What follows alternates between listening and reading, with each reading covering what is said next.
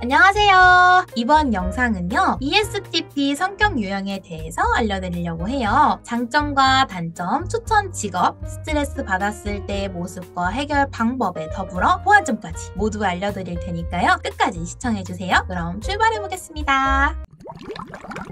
다음은 스트레스에 대해서 말씀을 드릴게요. 스트레스는 총 두 가지의 단계가 있는데요. 1단계로 일방향성이라고 불리는 것인데요. 내가 가장 자신 있는 기능을 더 자주 활용하는 단계예요. 이 상태에서 더 많은 스트레스를 받게 되면요. 2단계의 상태가 되는데요. 이때는 열등 기능 상태라고 부르는데요. 내가 가장 자신 있는 기능이 탈진해서 쓰러져 버리고요. 그 자리를 내가 가장 잘 쓰지 못하는 기능이 대체하는 모습으로 나타나게 됩니다. 그럼 1단계와 2단계의 모습이 어떻게 나타날지 한번 살펴보도록 할게요. 스트레스 1단계의 모습 먼저 살펴볼게요. 먼저 말이 많아지는 모습을 볼 수가 있어요. 외향인 분들은 대체로 말이 많아지고요. 내향인 분들은 말이 없어지는 그런 모습을 보일 수가 있습니다. 또 타인의 감정에 대해서 평소보다 좀 무감각한 그런 모습을 볼 수가 있어요. 화가 많아지고 막 논리적으로 따지거나 상대방의 기분에 관계없이 좀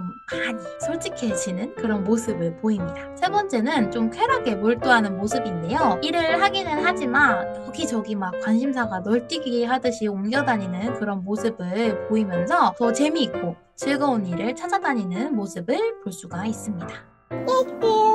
그럼 이런 상태에서 더 심각하게 스트레스를 받은 2단계의 모습도 함께 살펴보도록 할게요. 부정적인 일이나 감정에 심각하게 몰입을 하면서요. 막 두려운 감정을 느낄 수가 있어요. 내가 오감을 통해서 또는 논리적인 것을 통해서 해결을 할 수가 없다 하는 혼란스러운 마음을 느낄 수 있고요. 그러다 보니 막 사람들을 회피하고 내가 지금 걱정하고 있는 일 자체에 매몰될 수가 있어요. 또 내가 혼란스러운 상태이다 보니 다른 사람들의 말이나 행동에 대해서 좀 과대 해석하는 경향을 볼 수가 있습니다.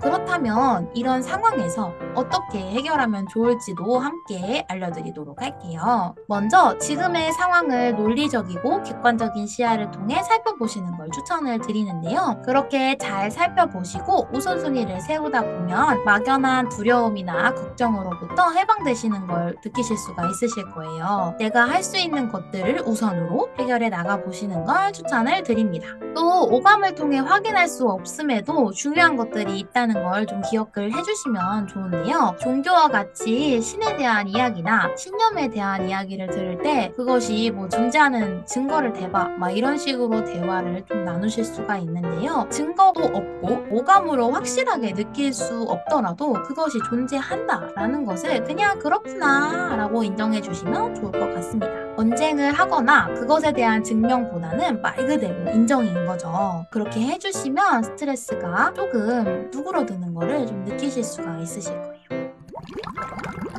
이렇게 오늘은 ESTP 성격 유형에 대해서 알아보는 시간을 가져보았어요. 도움이 되셨나요? 그렇다면 좋아요, 구독, 알림 설정 부탁드리고요. 영상에 설명드린 부분 외에 더 궁금하신 것이 있으시다면 댓글에 남겨주시면 답변 드리겠습니다. 그러면 저는 다음 영상에서 다른 유형으로 찾아뵙도록 하겠습니다. 끝까지 시청해주셔서 감사드려요. 그럼 안녕!